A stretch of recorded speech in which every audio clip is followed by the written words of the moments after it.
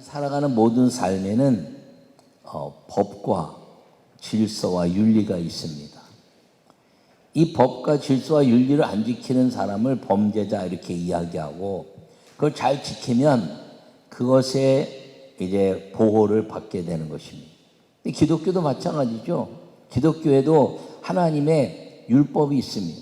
율법을 잘 지키면 하나님의 보호와 축복을 받고, 잘 지키지 않으면 그냥 세상 사람들처럼 살아가게 된다는 것입니다. 근데 이 기독교의 이 축복의 율법은 한마디로 이야기하면 예배다라는 것을 기억하기를 바랍니다. 예배 축복의 날이 있다는 것이에요. 그것이 무엇이냐면 주일입니다. 그게 아멘. 여러분, 이 예배 축복에 감사가 있는데, 축복의 날과 축복의 감사는 무엇이냐면 11조라는 것입니다. 그리고 이것은 우리가 그냥 상상해서 시대와 환경에 의해서 때로는 지키고 때로는 안 지키고 하는 것이 아니라 반드시 지켜야 될 말씀, 여호와 하나님의 말씀이라는 걸 기억하기를 축원합니다. 요약의 말씀을 읽겠습니다. 복음이 들어오면서 하나님의 축복을 믿으며 11조 예배를 드렸습니다. 그래서 주님의 복을 누렸습니다.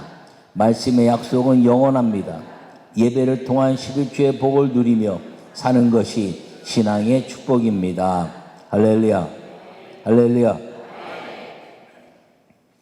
여러분, 이 말라기서는 성전과 예배에 관한 것을 가르쳐 주는 말씀입니다. 그러면서 누구에게 책망하고 있냐면 제사장들, 목회자들에게 책망하는 말씀입니다. 왜 책망하냐? 하나님의 말씀을 그대로 강하고 믿음으로 전하지 않았기 때문인 것입니다. 하나님 말씀은 철학이나 윤리나 사상이나 이념을 가지고 전하는 것이 아니라 하나님의 말씀을 있는 그대로 살아계신 이 말씀을 그대로 전파하는 것이 믿음이라는 것을 꼭 기억하기를 바랍니다. 주님이 말씀하시는 목회자의 타락이 있다는 거예요. 여러분, 목회자의 타락은 돈이나 아니면 음란이나 이런 타락을 이야기하기도 하는데, 그거는 안 믿는 사람이나 믿는 사람이나 모든 사람들이 다 타락하는 것입니다.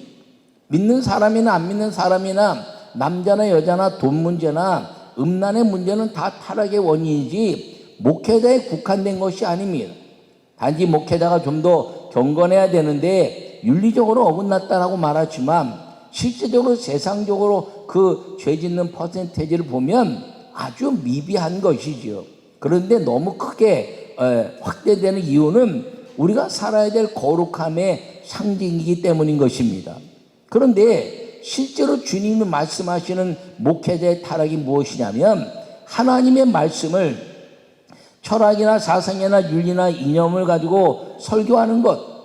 목회자의 진정한 타락이 무엇이냐면 이 말씀을 성도들에게 진정된 하나님의 말씀으로 가르치고 따라오라고 가르치지 않는 것이 목회자의 타락인 것을 기억하기를 바랍니다. 그러므로 진정한 목회자의 타락이 끊어내지는 시대에 하나님은 축복하셨고, 목회자의 타락으로 목회자의 이 하나님 말씀들이 환경이나 시대적인 거나 윤리나 여건에 의해서 철학과 같이 연결되었을 때 하나님의 역사는 멈춰버리고 말았다는 것입니다. 여러분, 사도 바울이 그 아덴에서 복음을 증거하면서 결심한 것이 있습니다. 그 당시에 스토아파나 여러 학파들이 있었지만 모든 것들을 다 십자가 외에는 배설물로 여기고 오직 주의 말씀으로만 전하겠다고 결심한 이유가 무엇이냐면 하나님의 말씀은 살아있고 그리고 우리를 지배하시고 그 말씀을 통해서 성령을 받아 하나님의 복을 누리는 믿음의 선포가 바로 올바른 하나님의 선포고 말씀이기 때문이었던 것을 기억하기를 바랍니다.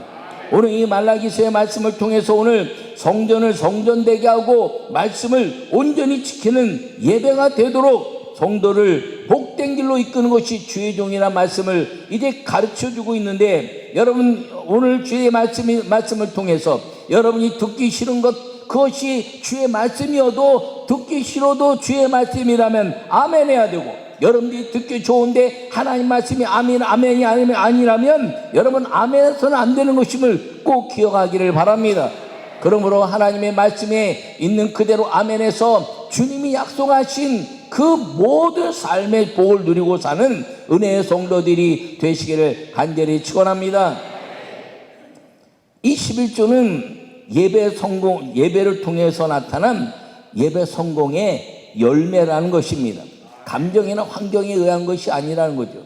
요새 뭐 11조를 해야 된다 안 해야 된다 막 논란이 벌어지죠. 여러분, 그것은요, 논란은 얼마든지 일어날 수 있지만 하나님의 말씀을 지켜내는 역사는 반드시 이루어야 된다는 걸 꼭 기억하기를 바랍니다. 이것은 11조라는 것은 물질의 문제가 아니라 예배이기 때문에 그런 것입니다.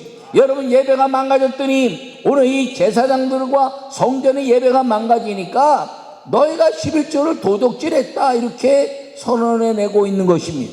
목회자들이 제대로 가르치지 않아서 성도들이 제대로 행하지 않는 것, 그것이 하나님의 성전에 대한 가치가 무너져버리고 말았다는 것을 이야기하는데, 여러분 모두가 하나님의 말씀은 선택해서 받아들이고 안 받아들이는 것이 아니라 하나님의 말씀을 있는 그대로 받아가는 믿음의 성도들이 되기를 간절히 축원합니다. 다시 한번 말씀드리지만 하나님의 아름다운 삶의 가장 큰 축복은 예배인데, 예배로 인해서 나타나는 그 삶의 감사가 무엇이냐면 11조라는 것을 깨닫고 여러분 11조와 예배의 축복을 누리는 믿음의 성도들이 되기를 간절히 축원합니다. 여러분, 세상에 법이 있는 것처럼 하나님의 시민권을 가진 사람들이 지켜야 될 법이 있다는 것입니다.